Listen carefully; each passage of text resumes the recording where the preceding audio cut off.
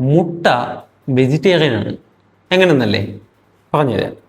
ആദ്യകാലങ്ങളിൽ മുട്ട non veg തന്നെയായിരുന്നു. പക്ഷെ മനുഷ്യർ അതിനെ വെജാക്കി മാറ്റി. അതെങ്ങനെയാണെന്ന് വെച്ചാൽ ആയിരക്കണക്കിന് വർഷങ്ങളായി മനുഷ്യർ നടത്തിയ സെലക്റ്റീവ് ബ്രീഡിങ് കാരണമാണ്. ഫാമേഴ്സ് കോഴികളെ കൂടുതൽ മുട്ടയിടാൻ ബ്രീഡ് ചെയ്തു. അങ്ങനെ മെയിൽ ചിക്കൻ ഇല്ലാതെയും കോഴികളെ ഏകദേശം ദിവസവും ഒരു മുട്ടയെങ്കിലും ഇടാൻ തുടങ്ങി. അങ്ങനെ ഉണ്ടാകുന്ന മുട്ടകളെയാണ് അൺഫെർട്ടിലൈസ്ഡ് എഗ്സ് എന്ന് പറയുന്നത്. ഇന്ന് മാർക്കറ്റിൽ നമ്മൾ വാങ്ങുന്ന മുട്ടകളിൽ കൂടുതൽ ഇതാണ്. അതുകൊണ്ട് തന്നെ പാല്, ഹണി എന്നിവയൊക്കെ പോലെ മോഡേൺ എഗ്സും ഒരു അനിമൽ ബൈ പ്രോഡക്റ്റ് ആണ്. കാരണം ഈ മുട്ടകൾ ഹാച്ച് ചെയ്യില്ല. അതുകൊണ്ട് തന്നെ നമ്മളൊരു അനിമലിനെയും കൺസ്യൂം ചെയ്യുന്നില്ല.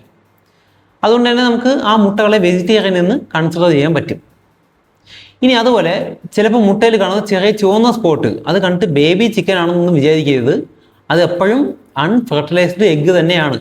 കാരണം എഗ്ഗ് ലേ ചെയ്യുന്ന സമയത്ത് ഒരു ടൈനി ബ്ലഡ് വെസൽ പൊട്ടുമ്പോൾ ആ റെഡ് സ്പോട്ട് ഉണ്ടാവും. അത് കംപ്ലീറ്റ്ലി നാച്ചുറലാണ്, ഹാംലെസ് ആണ്, കഴിക്കാനും സേഫാണ്. പ്രകൃതിയിൽ സാധാരണയായിട്ട് അൺഫെർട്ടിലൈസ്ഡ് എഗ്സ് എന്ന് പറയുന്നത് അത്ര കോമൺ ആയിരുന്നില്ല. അത് സംഭവിക്കാൻ കാരണമായത് മനുഷ്യരാണ്. അതായത് മുട്ടയെ നോൺ വെജ് നിന്ന് വെജ് ആക്കിയത് മനുഷ്യരാണെന്ന് അർത്ഥം. അപ്പോൾ ഇനി തൊട്ട് മുട്ട വെജിറ്റേറിയൻ ആണെന്ന് പറയുമ്പോൾ അല്ല എന്ന് പറയുന്നതിന് മുമ്പ് അതിൽ ഈ രണ്ട് ക്ലാസിഫിക്കേഷൻ ഉണ്ടെന്നുള്ളത് ഓർമ്മിച്ചു കൊള്ളണം.